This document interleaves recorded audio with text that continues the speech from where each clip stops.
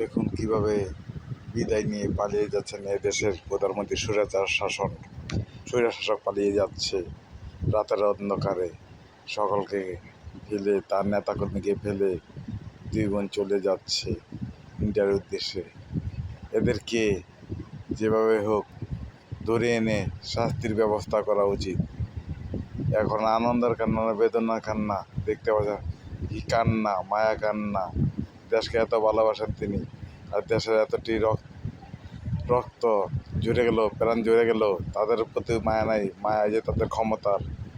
এখন বিদায় নিতে খুব কষ্ট হচ্ছে। এখন কেউ নেই, আশেপাশে কোনো নেতাকর্মী নাই, শুধু শেখ হাসিনার পাশে এখন কেউ নেই, আর কেউ থাকবে না এই স্বৈরশাসকের বিরুদ্ধে। সব স্বৈরশাসকের বিরুদ্ধে। এখন কি কান